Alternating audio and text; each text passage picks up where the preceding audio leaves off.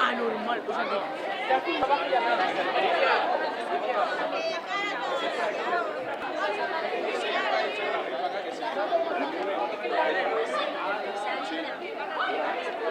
Oye, el feu es por este lado.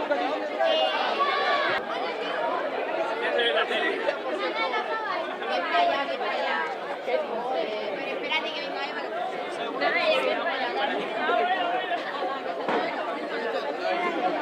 hago,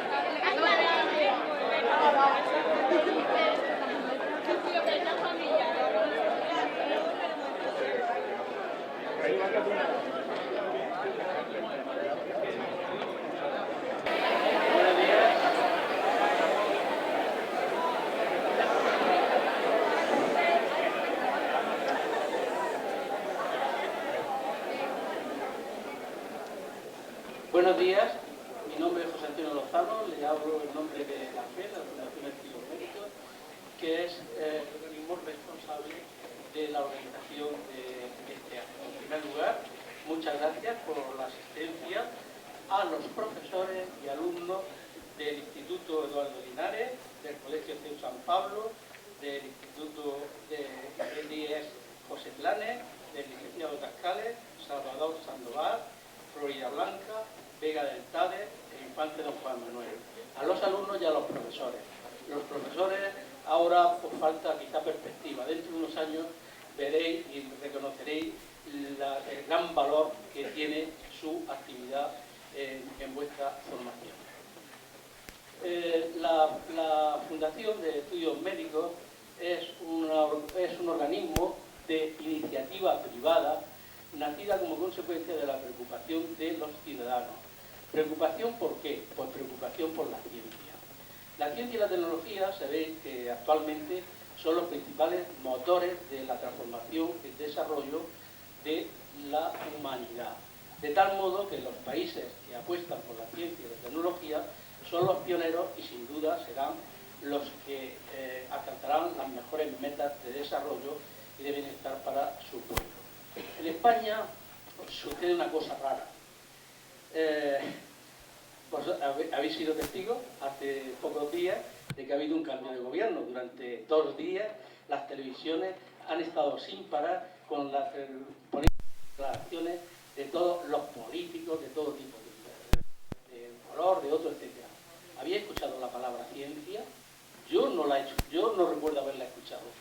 O sea que existe un desconocimiento por lo pronto y quizá una comprensión, falta de comprensión por parte de nuestros responsables políticos y sociales respecto al papel de la ciencia.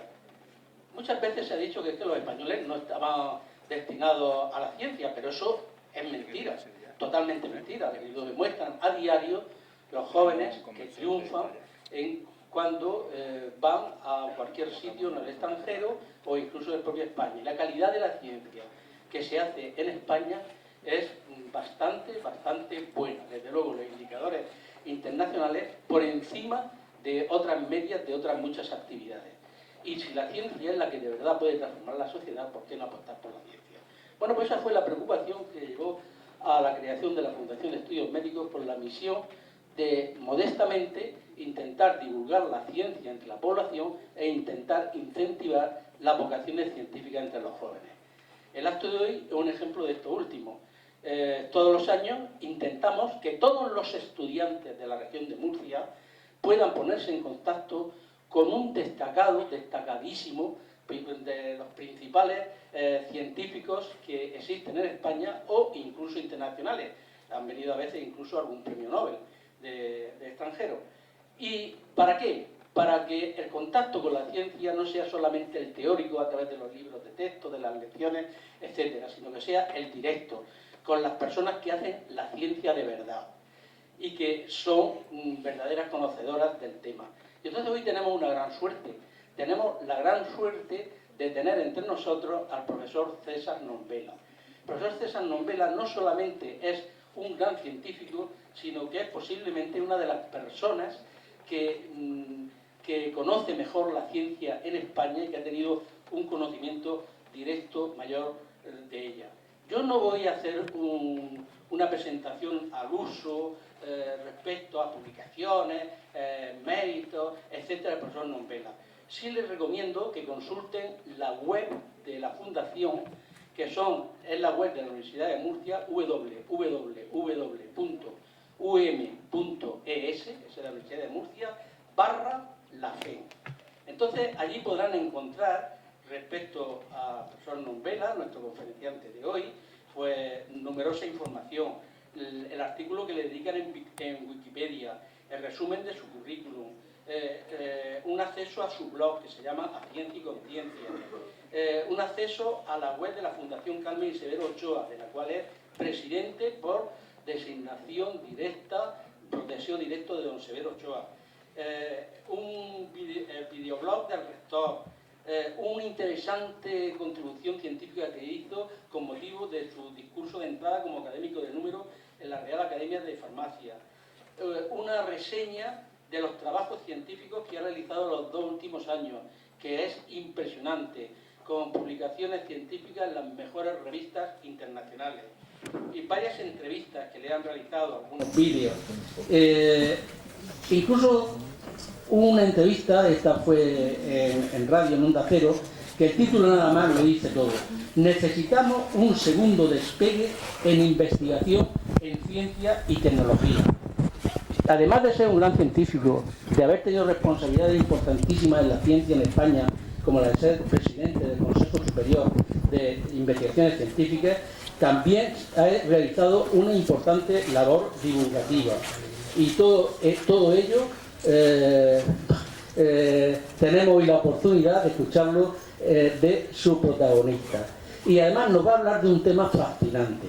Hace 10 años seguro que no lo hubiera podido hacer, porque nos va a hablar del microbioma. ¿Por qué digo fascinante? Todos pensábamos, hasta hace relativamente poco, porque nuestro cuerpo eran nuestras células, etc. Pero es que el 90% de las células de lo que está dentro de lo que físicamente consideramos nuestro cuerpo no son células humanas, son células de microorganismos. Y de ese tema es el que nos vas a hablar, porque además no es que estén ahí de un modo pasivo, sino que tienen un papel activo en nuestra salud y en nuestra enfermedad. Y termino diciendo simplemente que respecto a la personalidad del profesor Nombela, que aparte de ser catedrático de microbiología, director de cátedra extraordinaria de genómica y proteómica, y algunas de las cosas que le he indicado ya respecto a la Fundación Severo Ochoa, de los consejos de investigaciones científicas, ha tenido numerosas distinciones, como el premio de la Confederación Española de Organizaciones Empresariales, ostenta la Gran Cruz del Orden del Mérito Civil, la Gran Cruz del Orden Civil de Alfonso X el Sabio, es miembro del Comité Internacional de la Bioética de la UNESCO. Los temas de bioética son una de sus preocupaciones principales, presidente del Comité Nacional Asesor de Ética de la Investigación Científica y Técnica, vocal del Comité de Bioética de España, miembro del Patronato de Fundación Lilly, miembro de la European Academy of Microbiology, académico del número de la Real Academia de Farmacia, y un largo etcétera. Por eso, en silencio, con atención, vamos a deleitarnos con lo que el profesor César Nombela nos va a decir hoy. Muchas gracias.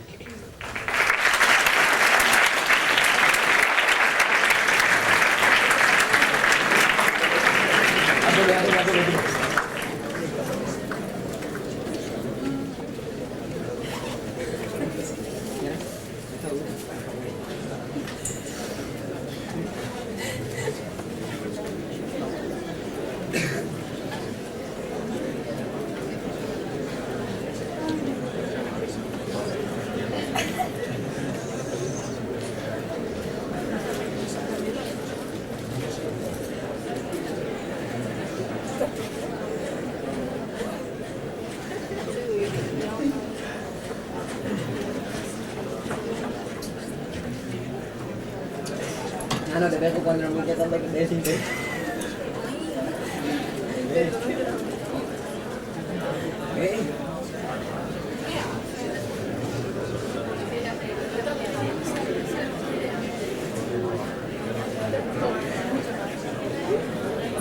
No quiero que te convirtamos en la niña.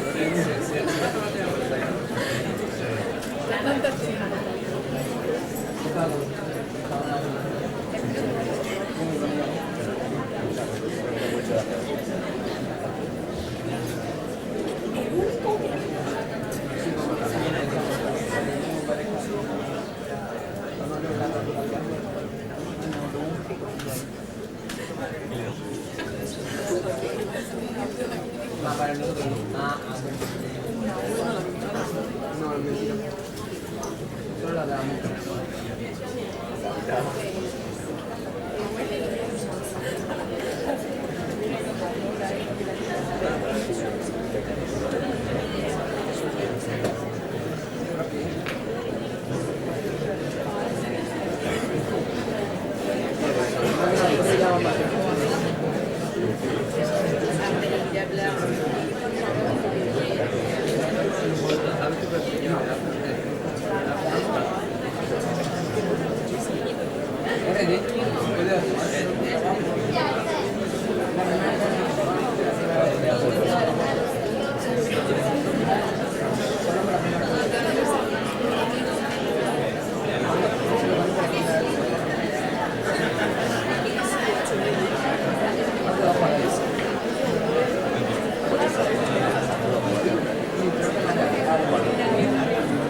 Manejar mejor el micrófono. Decía el profesor Lozano que hace 10 años no hubiera podido ni mencionar la palabra microbioma, que es de lo que voy a hablar en los próximos minutos, pero también hace 10 años sí, pero 20 pues manejábamos unas diapositivas y íbamos a dar charlas con 2 proyectores algunos y otros con 3 haciendo y demás. Ahora la tecnología permite estas cosas y otras muchas más, pero bueno, a veces pues tiene sus intríngulis. En todo caso, da gusto estar en Murcia, da gusto estar aquí, da gusto estar invitado por la Fundación de Estudios Médicos de Molina. Yo creo que es un ejemplo de el esfuerzo por poner en valor ese compromiso con la ciencia, que en la intervención anterior pues ha quedado claro que es la opción de nuestra sociedad para ser más competitivos, para hacer un mejor futuro. Es una de las opciones, por supuesto que hay otros valores por los que también tenemos que luchar. Me complace especialmente hablar para una audiencia de estudiantes. Yo también, incluso cuando era más joven que vosotros, recuerdo en mis estudios de bachillerato que un día, entroncando con lo que decía anteriormente el profesor Lozano, un día llegó el profesor de matemáticas diciendo: ha muerto Arturo Duperier. Arturo Duperier, ¿quién era? Pues era un físico español muy distinguido, que trabajaba en España en momentos muy difíciles y que había muerto. Y el profesor de matemáticas, de manera emocionada, pues nos transmitió lo que era la dedicación a la ciencia y lo que había sido para aquella persona en España. Yo confieso que mi propia vocación científica pues se fue impregnando de este tipo de experiencias. Ahora estamos en otra situación, tenemos mucha investigación y muy buena en muchos casos, pero nos hace falta mucho más. Y nos hace falta gente que se motive por una carrera científica. Por supuesto que en nuestra universidad hace falta mejorar todo, pero gente con ese compromiso, pues así sucede que los necesitamos. Encantado de estar aquí con vosotros. Voy a hablar de microbioma. Soy catedrático de microbiología y a lo mejor pues alguno, aparte de lo que ya sepáis, que seguro que en vuestros estudios habéis tenido contacto con lo que es el mundo de los microbios, pues piensa que este es un campo, desde luego es un campo en el que hay mucho que aprender y que seguir haciendo. No sé si así que ha pasado, pues aquí no. Digo que voy a hablar del microbioma y la cuestión es, situémonos primero un poco, porque el microbioma humano va a ser el contenido de la charla. pero situémonos dónde está ese mundo de los microbios. Fijaros, este esquema con 3 grandes bloques revela un poco cómo fue la evolución biológica. Las primeras formas vivas hace 3.800 millones de años en la Tierra. Probablemente surgieron aquí, pero hay quien dice que a lo mejor vinieron de otros lugares del espacio. Dejemos de momento esa polémica para decir que lo que hay es un desarrollo de 3 grandes troncos. De esos 3 grandes troncos, 2 son 100% microbianos, que llaman bacterias y arqueas, que estamos con la anterior.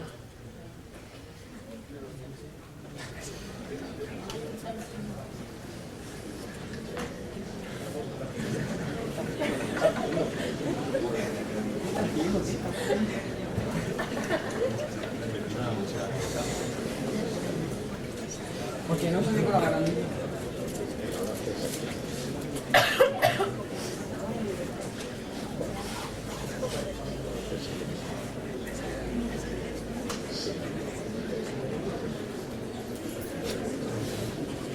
Suficiente, ¿no?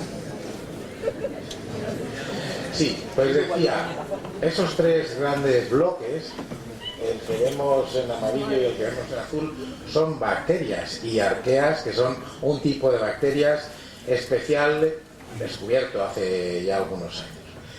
El otro, hay muchos microbios también, muchos microbios eucarióticos, levaduras, hongos, etcétera, y están pues de todo, y hay algún punto en que el hombre está por aquí, en medio de todo esto. Es decir, somos parte de un devenir biológico, lo cual no significa nada, es algo que ya propuso Darwin y que cada vez entendemos mejor. Eso no quiere decir que no seamos seres humanos con unas características especiales. Bueno, pues ese mundo microbiano que ha ido surgiendo resulta que es fundamental para nuestra vida, resulta que tiene que ver mucho con nosotros.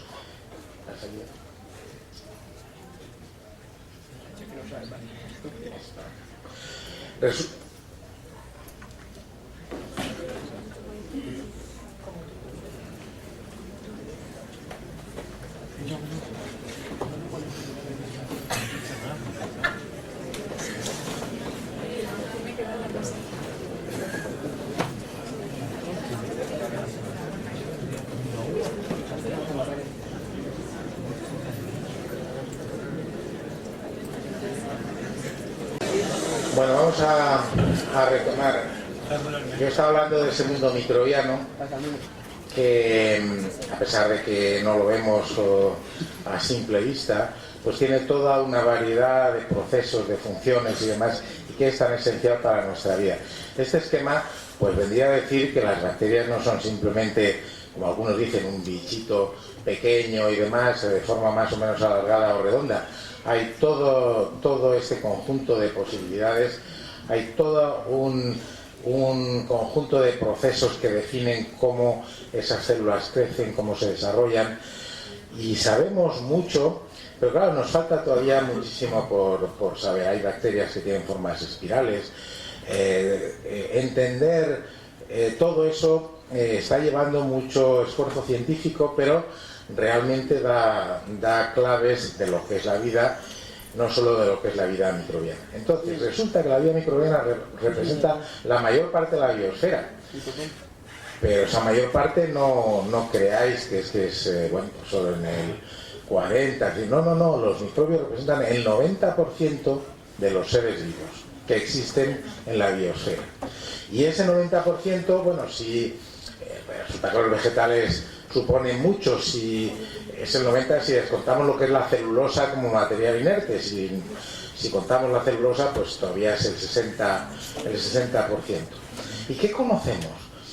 Pues se calcula que en especies procarióticas, que son las bacterias, no tienen verdadero núcleo, pues resulta que pueden existir como 10 millones de especies, apenas conocemos unos miles, y que todavía hay mucho trabajo para hacer. Yo, como digo, los microbiólogos tenemos todavía muchísimo que recorrer, bueno, como lo tiene toda la ciencia, porque cada vez que nos hacemos preguntas y llegamos a respuestas, pues surgen nuevas preguntas y nuevos caminos para avanzar en la investigación.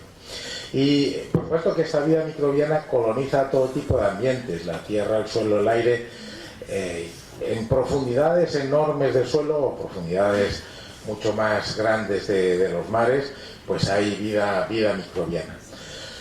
Pero tiene tanto que ver con nosotros que nuestro organismo, nuestro cuerpo está habitado por una enorme cantidad de microorganismos que han evolucionado con nosotros y que siguen evolucionando. Es decir, el ser humano, desde que existe, por supuesto existe mucho después de las bacterias en la Tierra, el ser humano, nuestra especie, aparece hace unos 150.000 años, comparado con la vida 3.800 millones, fijaros.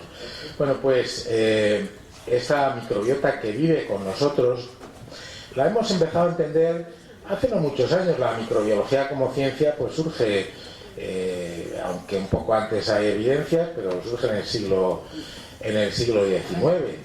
Y sin embargo, casi siempre, durante muchos años, y es posible que todavía llegue esa idea, hay microbios patógenos y microbios que no lo son. Bueno, pues ya hace mucho tiempo que los microbiólogos hemos empezado a ver que hay microbios que no son patógenos y que pueden serlo, que pueden hacerse patógenos, que los microbios, aunque son células, aunque son unicelulares o pluricelulares sin diferenciación, pues también actúan en grupos, a veces se organizan en láminas, en películas, e incluso tienen un sentido para lo que se llama escrutinio de quórum, saber si son suficientes para actuar en bloque y formar estas biopelículas, y colonizan el organismo de los animales con notable profusión.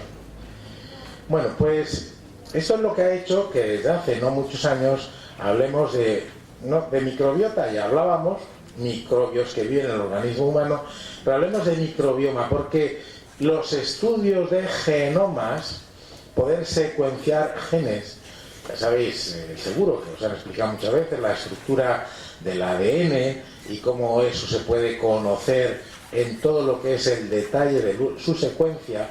Pues conocer la microbiota a través de sus genes, que es la forma de conocerla en su conjunto, es lo que hace que hablemos de microbioma. Podemos conocerlo desde luego. Podemos conocer cómo evoluciona desde las primeras edades, podemos conocer sus características, podemos conocer los equilibrios que tiene en el organismo, podemos preguntarnos, y las respuestas están siendo muy contundentes. ¿Tiene que ver con los estados patológicos? Sí, pero no ya que llegue un organismo infeccioso y nos produzca una infección y nos afecte produciendo fiebre y el cuadro clínico que sea. No. Es que el equilibrio en esa microbiota, el que todo eso esté equilibrado, también se asocia con enfermedad o con salud. Por tanto, desde que hace no muchos años se pudo empezar a conocer el microbioma de individuos concretos, secuenciando los genes microbianos que hay en su organismo, desde que empezamos a hacer eso, pues resulta que las preguntas de investigación son muchas. Las respuestas, todavía muchas están pendientes. Al final, pues voy a esbozar, por ejemplo, cómo en algunas patologías, como puede ser la obesidad, como puede ser el propio cáncer, como pueden ser alteraciones incluso neuropsiquiátricas, resulta que este equilibrio del microbioma se ve alterado. Entonces, pues hacemos la pregunta, bueno, ¿esto es el efecto es la causa de la patología o es el efecto? Estamos en ese tipo de preguntas, pero se está trabajando en el mundo con una profusión notable, porque el esquema sería más o menos este para un microbio. Este es un esquema del trabajo nuestro con una levadura que habita en nuestro organismo, que se llama Candida albicans, y que resulta que normalmente está controlada, pero puede haber situaciones en que se descontrole y comienza a crecer. Y como vemos aquí a la derecha, pues puede llegar a crecer y a producir incluso la muerte. Puede llegar a crecer, si movemos a la izquierda, y las defensas eliminarla. o podemos, bueno, todo ese equilibrio de que hay un microbio que está presente, que puede no producir patología, que puede llegar a producirla, que puede desarrollarse en exceso, que puede desarrollarse por defecto y ser eliminado, todo eso forma parte de este esquema. Y es que resulta que a medida que sabemos más del microbioma, pues se habla, y creo que con razón, del último órgano del cuerpo humano. Lo mismo que tenemos pues el estómago, el hígado, el pulmón, lo que sea, pues tenemos todo un conjunto de microbios, de vida microbiana que habita en nuestro organismo, que responde a unas situaciones fisiológicas, que se puede alterar produciendo patologías. Y fijaros lo que señalamos aquí: 10 a la 14 células microbianas hay en nuestro organismo. La cifra de células propias se estima en 10 a la 13. Por lo tanto, 9 de cada una de las células que albergamos son microbianas, no son células que respondan a células humanas, pero son básicamente importantes para que podamos vivir. ¿Y cuándo empieza todo esto? Pues empieza nada más nacer. Hay algo de discusión de si el feto en el seno materno, hasta hace poco siempre se decía, el feto en el seno materno es estéril a estos efectos. No hay microbios. Naturalmente, nada más nacer el niño, pues se expone a esta vida microbiana, que empieza por estar en el propio cuerpo de su madre, de la madre que lo da a luz, y por tanto es colonizado por estos microbios que han evolucionado con el organismo humano. No nos va a habitar cualquier microbio, va a habitar aquellos que tienen características capaces de hacerlo. Bueno, pues con este esquema vamos a ir adentrándonos un poquito en cómo funciona todo esto. Fijaros, los quesos estadísticos con esos colores pues indican grupos microbianos que se han podido estudiar, porque el potencial que tiene la genómica es extraordinario. Es decir, la genómica resulta que es lo que, por ejemplo, permitiría decir que cualquiera de vosotros habéis estado hoy aquí con algún rastro de ADN, por pequeño que sea que quedara, y eso pues es lo que hace la genómica forense cuando descubre un asesinato. Bueno, tal persona, recientemente hemos visto en la prensa a alguien que usted me está acusando, sí, mire usted, y además hay prueba, pues tiene razón.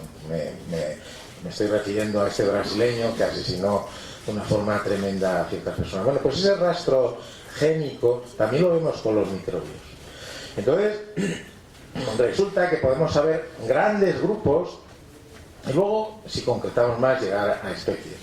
Aquí estos bloques estadísticos, el color rojo, el color azul, etcétera, pues corresponde a distintos grupos de microorganismos. ¿Y qué es lo que vemos? Pues que en el organismo humano hay muchos microorganismos en el intestino, que respondería a esta composición, pero los hay también incluso en el estómago y en el esófago. En el estómago la acidez es grande, los microbios que ahí pueden vivir son pocos, hay algunos. Hay una famosa bacteria descubierta hace no muchos años, el llamado Helicobacter pylori, que se asocia a úlceras gastroduodenales y que no creo que muchos de vosotros hayáis padecido esta úlcera, pero que sin duda en un futuro pues tendréis que sufrir este tipo de pruebas para ver si está esta bacteria. Pero es que en la boca pues tenemos otra composición, en la piel otra composición, en cavidades abiertas como la vagina en la mujer otra composición de microbios que están presentes. El microbioma puede dar lugar a ese tipo de resultados. Igual alguno se pregunta ¿qué quiere decir estos colores? Estos colores, pues fijaros, el rojo corresponde a bloques, filums, de lo que llamamos firmicutes. Firmicutes son bacterias que tienen la cubierta dura son las famosas bacterias gram positivas que probablemente habéis oído hablar. Y luego pues el bloque más en azul pues son las llamadas proteobacterias. Esas bacterias que todo el mundo sabíamos que era una bacteria llamada Escherichia coli, que aparte de habitar el intestino de todo el mundo, pues también han servido a los investigadores para avanzar mucho en toda la biología molecular. Bueno, pues todo esto, ¿qué es lo que revela?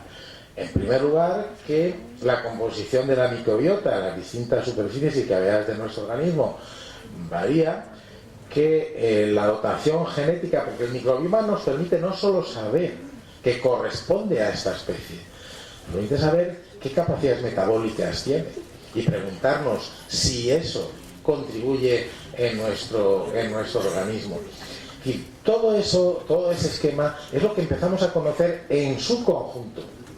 Porque los microbiólogos ya hacía mucho tiempo que hacíamos microbiología clínica y cultivamos tal microorganismo patógeno, lo cultivamos, lo aislamos. Bueno, eso es una parte pequeñísima de la verdad completa, que es todo un conjunto de microorganismos que se han ido incorporando, porque resulta que cada una de estas especies, células microbianas, tienen afinidades por otras, tienen receptores, se pueden pegar unas a otras, pero de una forma específica. Se pueden adherir, por ejemplo, a las paredes del intestino, a las células de las paredes del intestino. ¿Y esto qué es lo que va generando? Verdaderos consorcios microbianos que integran ese microbioma. Es decir, toda una población integrada por sus características biológicas, por sus características genéticas, bioquímicas, etc. Bueno, ¿cómo catalogamos todo eso? No llevaría mucho tiempo el explicarlo, pero simplemente tomando muestras del contenido intestinal, de los jugos gástricos y extrayendo de ahí el ADN, secuenciándolo, y la secuencia ya nos va a decir, porque algunos se dirá, bueno, pero si usted obtiene una muestra de la piel va a ver ADN humano de las células. Claro que sí, pero por la secuencia podemos distinguirlo, podemos saber a qué corresponde.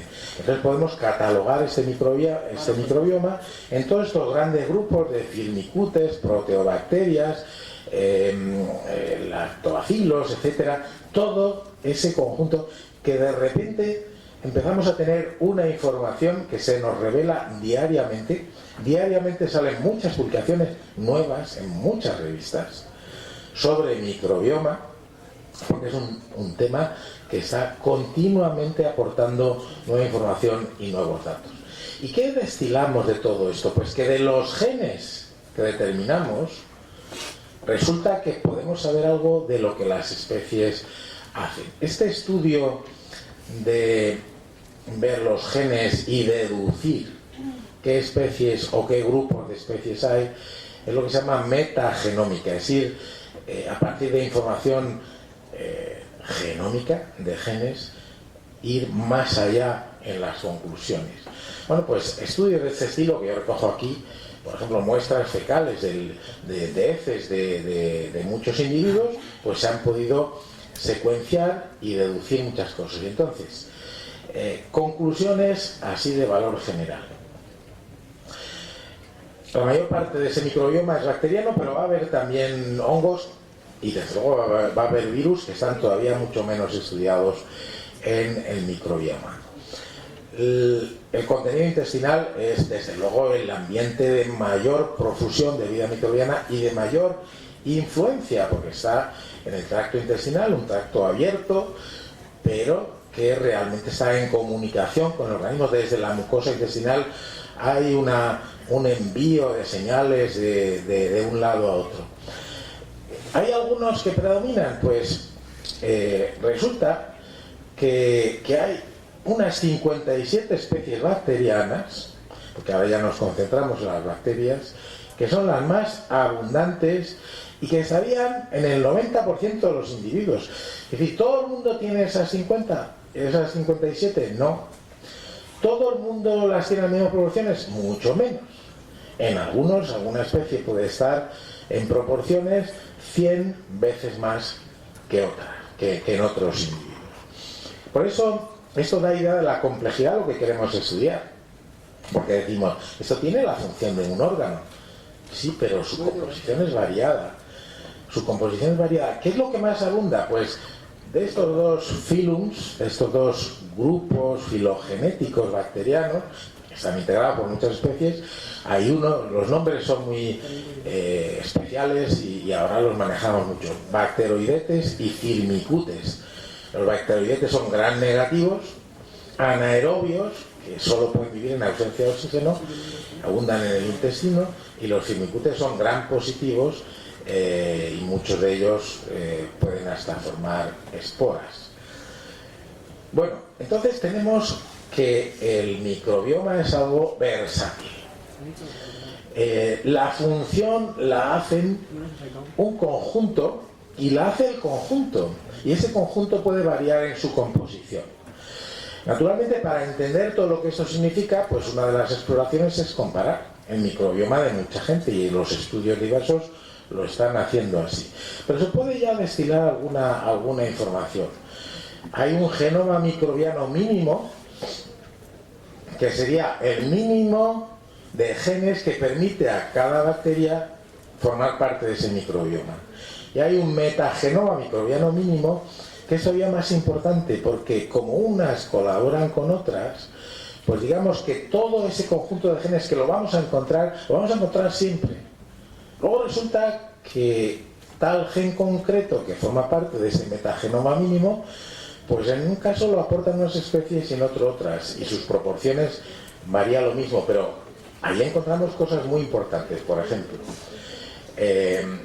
metabolismo de diversos tipos, biodegradación de determinados compuestos que nuestro organismo no puede llevar a cabo, fermentación de algunos materiales que ingerimos en nuestra dieta y que tampoco podríamos digerir, y que lo hacemos precisamente gracias a ello, como veis aquí en ejemplos como azúcares y polisacáridos complejos.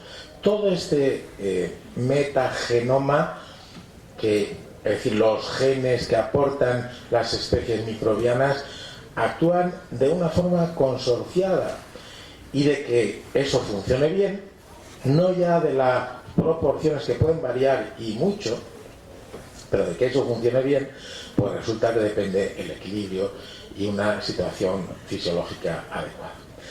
Por tanto, conclusiones que podríamos formular: representa genoma y metagenoma microbiano funciones no representadas en el genoma humano. No tenemos esos genes, no tenemos esas funciones. Entre ellas, algunas que aportan capacidad de generar energía a partir de algunos sustratos, algunas que aportan ácidos de cadena corta, como acetato, propionato, que tienen relevancia. Resulta que algunas aportan pasos biosintéticos para aminoácidos y vitaminas, que tampoco tenemos, y que gracias a estos microorganismos, aparte que los podamos ingerir en la dieta, pues los tenemos en nuestro organismo.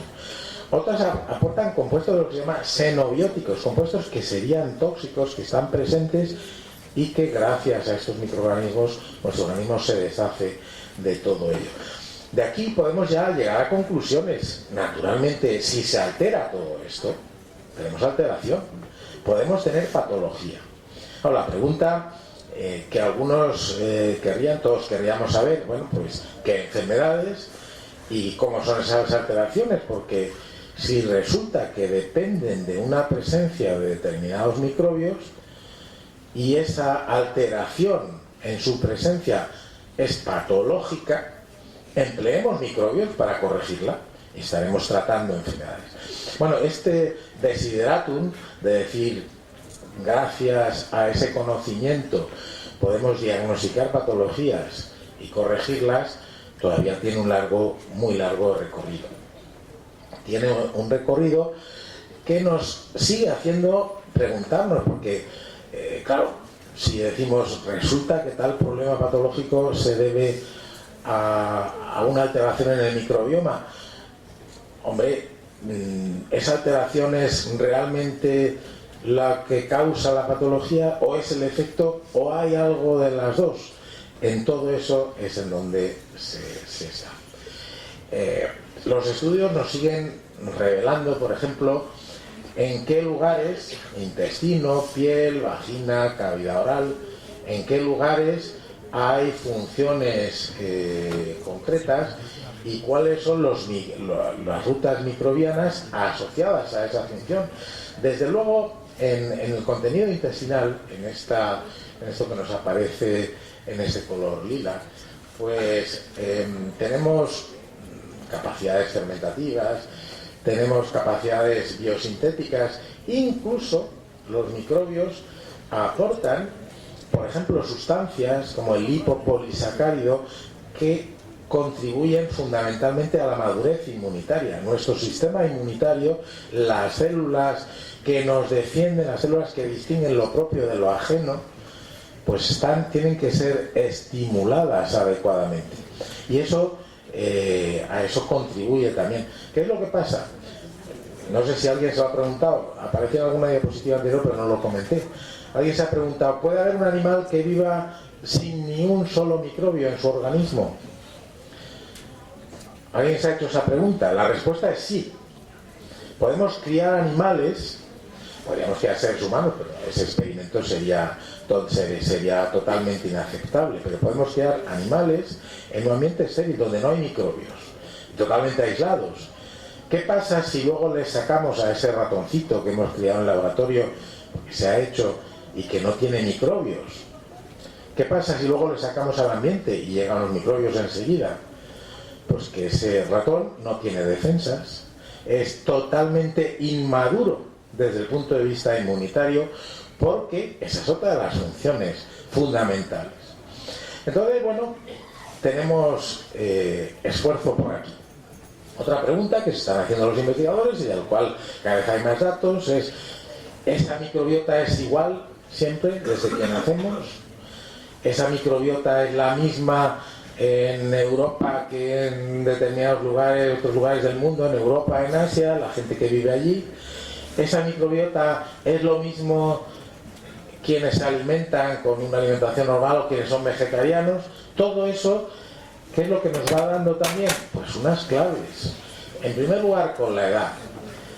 Cuando nacemos, inmediatamente nuestra microbiota se empieza a desarrollar, y tiene mucho que ver con la de la madre. Y no es lo mismo en el niño que nace por cesárea que nace por un parto, el que nace por un parto vaginal. No es lo mismo. Hay diferencias.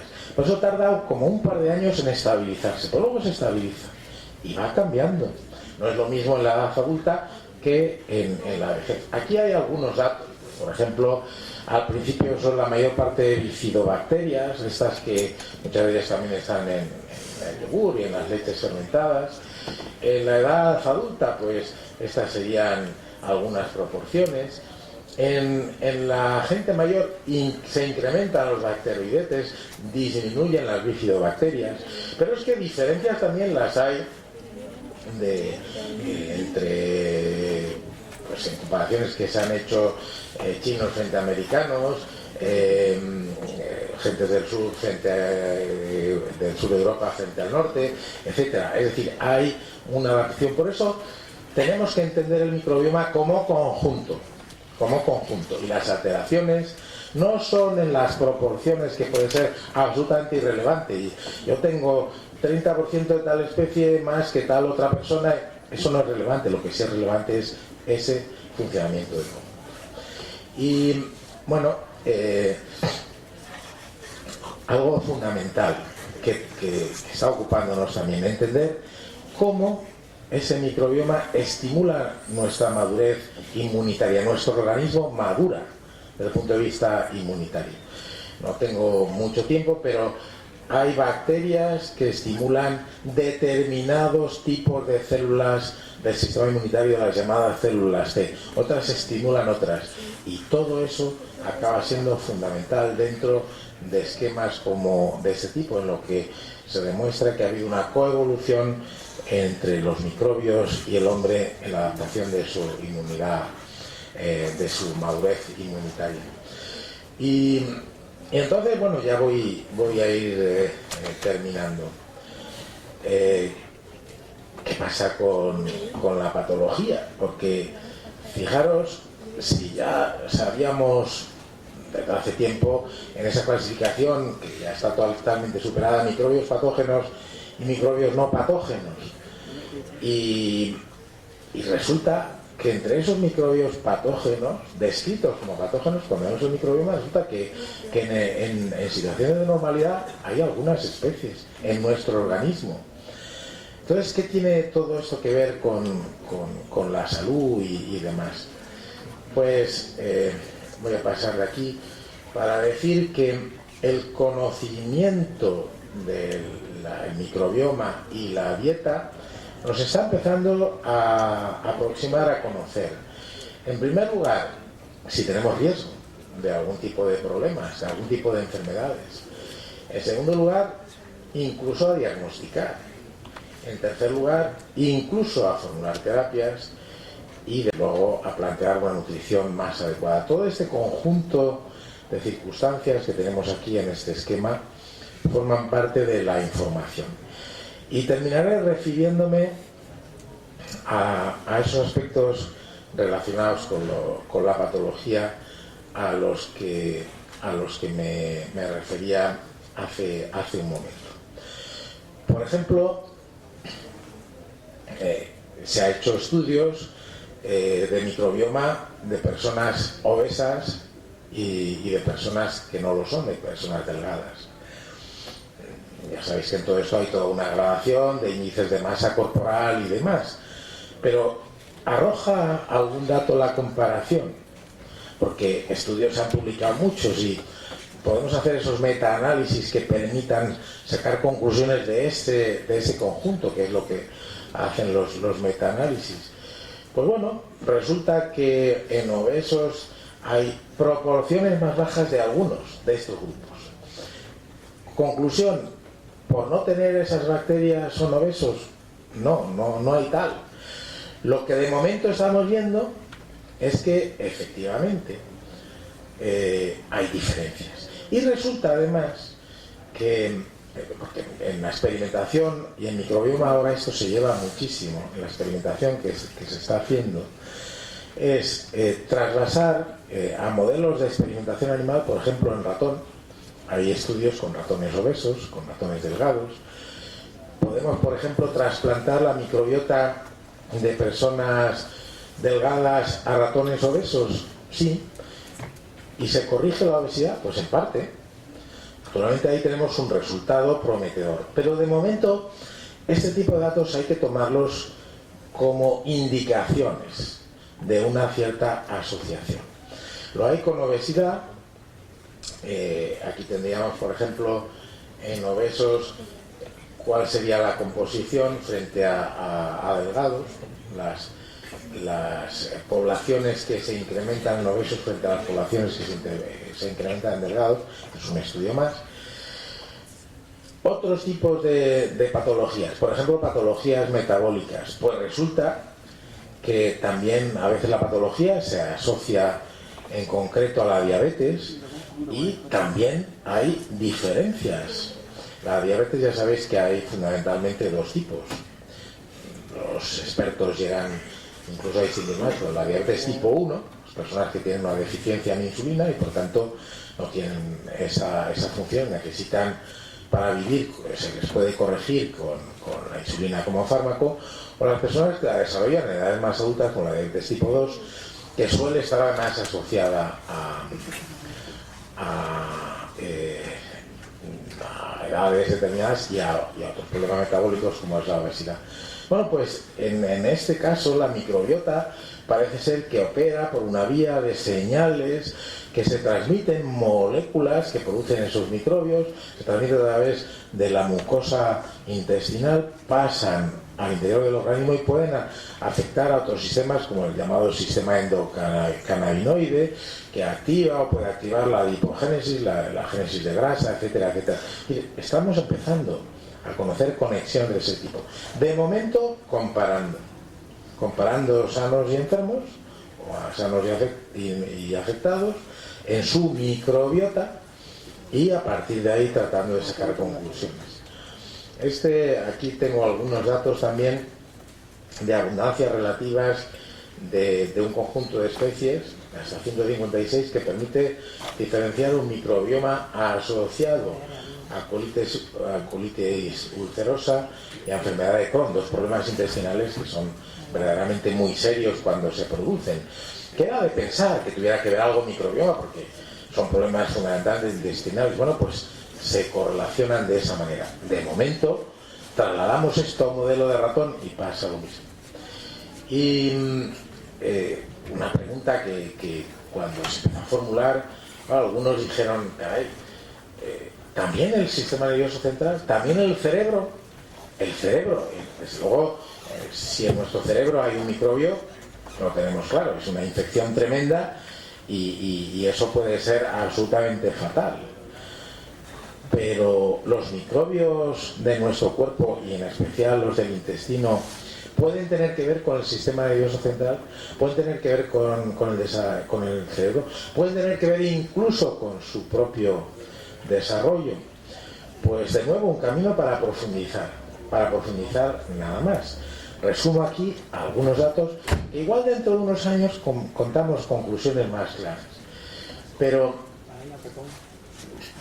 relacionado, por ejemplo, con problemas como el famoso síndrome de espectro autista que sucede en X niños, que realmente es un problema enorme para las familias que tienen hijos, que es un conjunto de síndromes y demás. Defectos en la barrera gastrointestinal, alteraciones de la microbiota en este contexto, en un modelo experimental de ratón. Resulta que en el ratón, experimentalmente, con el ratón podemos experimentar, se ha podido ver que hay síntomas de trastornos del espectro autista. Estos son palabras mayores, porque cuando lo comentas con la gente que está implicada, dicen, hombre, si por esta vía, porque también en estudios del genoma humano y la patología escriben genes humanos en donde ciertos cambios podrían influir, pero realmente aquí la cuestión está en que incluso en estos ratones, en este experimento, en este modelo experimental, se puede apreciar que con uno de las bacterias de las especies integrantes del microbioma, llamada Bacteroides fragilis, modifica el microbioma y en algunos casos, en estos ratones, sirve para paliar el trastorno, para al menos aliviar un poco estos síntomas que en el ratón pues son conductas que muestran ansiedad o que muestran alteraciones sensomotoras. La pregunta es, entonces, ¿a qué se puede deber esto? ¿Microbios del intestino que tienen que ver con el cerebro, con su desarrollo, con su propia funcionalidad? ¿Cuál puede ser la vía? Lógicamente, a través de la circulación. Microbios que influyen, produciendo metabolitos de los que realmente pueden influir en ese tipo de trastorno. Los datos en estos grupos de ratones efectivamente muestran que algunos metabolitos están muy alterados precisamente por los cambios en la microbiota, y lo que aporta Bacteroides fragilis en este modelo experimental, una cosa muy controlada y muy definida, y algo que se aleja todavía mucho del ser humano, pero que no dejan de ser síntomas propios del autismo que se pueden estudiar en el ratón. Pues en algunos casos resulta que hay variaciones, lo que muestra este cuadro, variaciones en esos metabolitos. Es decir, que las determinadas patologías, incluso algunas de lo más insospechadas, porque lo mismo que hablamos de autismo, pues podemos hablar de trastornos neurológicos como la esclerosis múltiple o otros, Parkinson, etcétera. Trastornos de ese estilo pueden tener relación. Entonces, claro, la pregunta que algunos ya se hicieron hace algún tiempo es, modificando la microbiota, a lo mejor mejoramos la salud, especialmente en estas situaciones. Bueno, pues como pasa muchas veces en todo esto, algunos empiezan por el tejado haciendo algunas apuestas que son un poco arriesgadas, pero y bueno, vamos a modificar la microbiota, pero no dando una especie, porque si vais a a las farmacias nos pueden dar muchos productos llamados probióticos. Son especies microbianas, bacterias o levaduras que uno los puede tomar. Lo ha tomado hace mucho tiempo, pero claro, eso es una especie o unas pocas, ¿no? Hay gente que ha dicho, bueno, si hay una microbiota intestinal en determinadas personas que son sanas y otra en las que están afectadas de tal patología, ¿por qué no trasplantarle la microbiota? Y se ha trasplantado la microbiota fecal. Se ha trasplantado haciendo un extracto de heces a través de algún sistema de algún sistema de canulación hasta el intestino, o se ha trasplantado para modificar. En este tipo de apuestas son realmente como muy arriesgadas, pero no deja de haber quien dice que pudo haber una modificación de personas afectadas por trastornos neurológicos modificando su microbiota con trasplante de una microbiota sana. En todo caso, que hay resultados prometedores en el tratamiento de la inflamatoria intestinal y colon irritable cambiando la microbiota, sí, e incluso trasplantando. Y en exploración pues está el tratamiento de muchísimas enfermedades. Por eso, y ya sí que termino, la microbiota empieza a revelarse como agente potencial en terapéutica. Fijaros, y esto conviene que lo sepa la ciencia actual, y la ciencia biomédica y la biotecnología actual es un terreno para el emprendimiento. No sé si a algunos ha entrado ese gusanillo de decir, bueno, el día de mañana ser emprendedor, empresario, creativo, con nuevas ideas. Hay mucho emprendimiento, por ejemplo, en las tecnologías digitales. Bueno, pues también en biotecnología hay muchos. Empieza a haber muchas empresas que tienen nombres como OpenBiome, Second Genome, Symbiotic Health, que están tratando de explotar todo esto. Una terapia que ya está implantada, con trasplante de microbiota fecal, es el tratamiento de una infección muy complicada que sucede a veces en los hospitales por un microorganismo que puede estar entre el microbioma normal, pero que si llega a predominar es una patología muy cierta y gravísima, que es Clostridium difficile, se llama así. Clostridium difficile que tenemos aquí. Bueno, pues Clostridium difficile, a veces la infección puede ser tan intensa y por estirpes difíciles de encontrar un antibiótico adecuado para tratarlas, que se ha podido recurrir, y ese trasplante de microbiota empieza a tener importancia. Pero hay otras posibilidades para tratar problemas alérgicos e inflamatorios. Para tratar problemas alérgicos e inflamatorios son autoinmunitarios. Incluso en algunas situaciones, pues emplear microbios o microbiota de conjunto para terapias. Este es un camino, bueno, si hay ocasión, dentro de 5 años seguramente que contaríamos cosas mucho más nuevas, cosas que han ido surgiendo.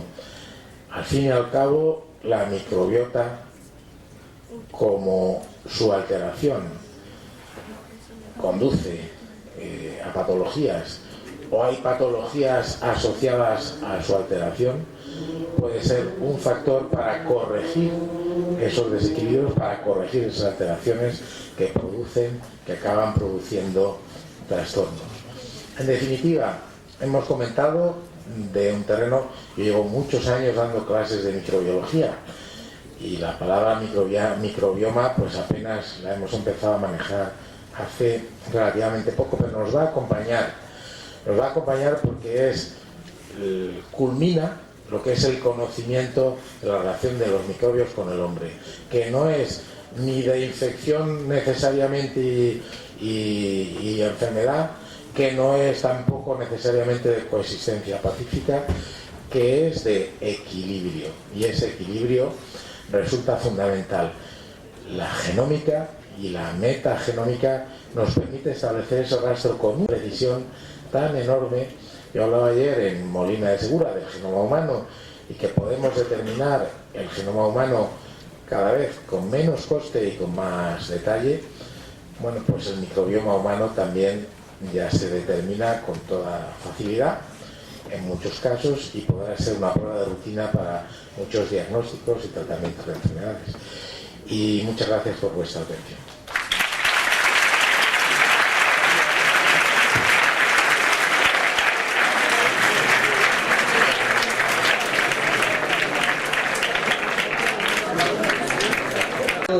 Tan didáctica y tan interesante, y quiero indicar una cosa de interés práctico. Amablemente él va a dejarnos la información de la charla. Yo lo voy a pasar a PDF y está PDF, pues entonces se me ha adelantado a las intenciones, como siempre, y estará colgada en la página web de la FEM que le he indicado antes, que es la Universidad de Murcia /la FEM. Por otra parte, también esta charla, por su interés, ha sido grabada en televisión y cuando la tengamos disponible también será colocada en la web, con lo cual tendrán ustedes a su disposición, aprovechando las ventajas tecnológicas e informáticas que hoy han empezado a darnos un pésimo inicio, pero que han podido ser superadas brillantemente, porque eso mismo nos va a permitir poder disfrutar en el futuro de toda esta información. Muchas gracias.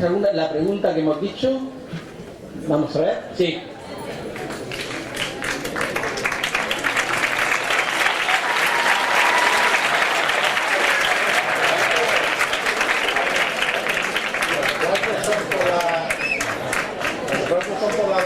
Por la temeridad. Bueno, yo escuchando un poco la charla, tampoco soy aquí la leche, ¿no? Pero escuchándole se me ha planteado una cuestión, que es que usted ha dicho que hay personas obesas que tienen unos determinados microbiomas y las personas delgadas otros. Entonces mi pregunta es, ¿qué depende de la proporción y esos biomas? Porque realmente la obesidad también depende de los genes. Entonces, si usted quiere curar esa patología, esa enfermedad, con los microbiomas, ¿dónde quedarían los genes? O sea, ¿hasta qué punto esos microbiomas pueden curar o no? Porque hay la genética, yo creo que está por encima, ¿no? Entonces, esa proporción, ¿de qué depende esa proporción y eso? Muchas gracias por la pregunta, porque me da pie para insistir en una cosa de las que he dicho. Tenemos un microbioma y tenemos un genoma propio. Eso define nuestra individualidad. Los genes de nuestro propio genoma también son diferentes. Dentro de que responden al genoma de la especie humana, son diferentes en unos y en otros. Hay esa individualidad. La forma concreta que cada gen tiene en nosotros es, se llama un polimorfismo, porque cada gen adopta muchas formas, polimorfismos. Pues yo tengo uno de tal gen, usted tiene otro, etc. Todo eso es así.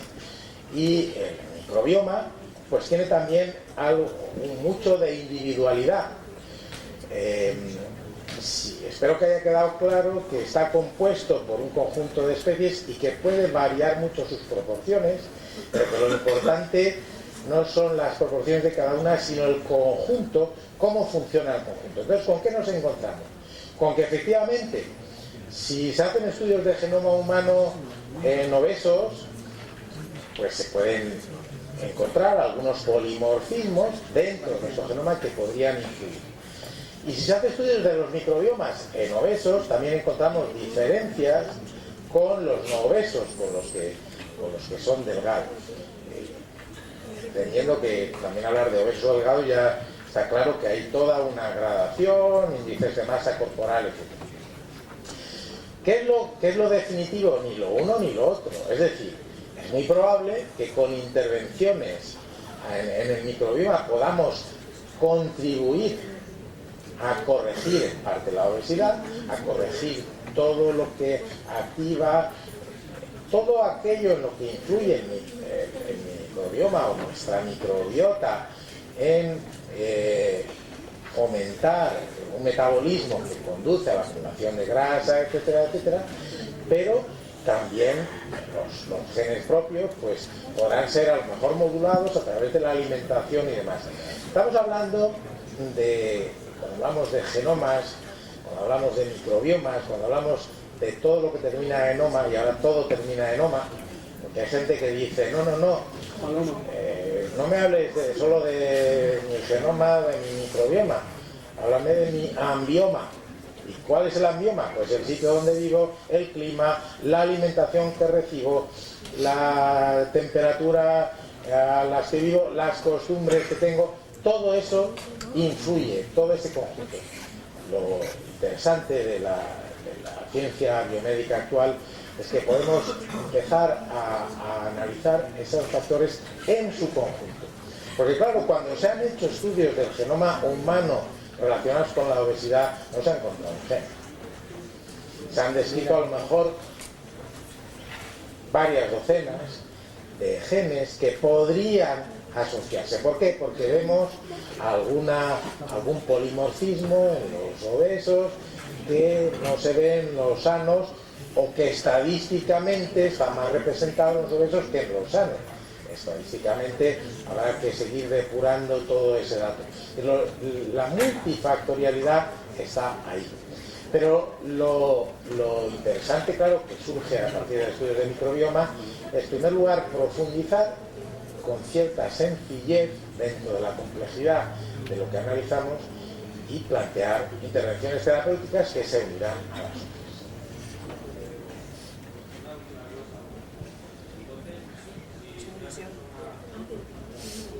Si una persona, vamos a poner el ejemplo ya que estamos con él, de una persona obesa y una persona flaca, si tienen el mismo ambioma, o sea, el mismo medio en el que viven, el mismo clima, el mismo tal, realmente, o sea, a lo mejor viven en la misma casa, viven en las mismas circunstancias, ¿por qué una tienen ese microbioma que ayuda al desarrollo de esa enfermedad y por qué la otra no? ¿Qué es realmente lo que hace que una sí y otra no? A esa pregunta no tiene una respuesta definitiva, porque en eso es en lo que se está. Y segundo, en parte se puede explicar alimentación, se puede explicar cómo fue surgiendo, cómo fue su dieta, por ejemplo, no ahora, sino en tiempos anteriores. Puede haber explicaciones parciales. Ahora, la pregunta fundamental todavía no tiene una respuesta, pero a medida que nos aproximemos y podamos materializarla, podremos acercarnos a corregir el problema. Muy bien, pues muchísimas gracias.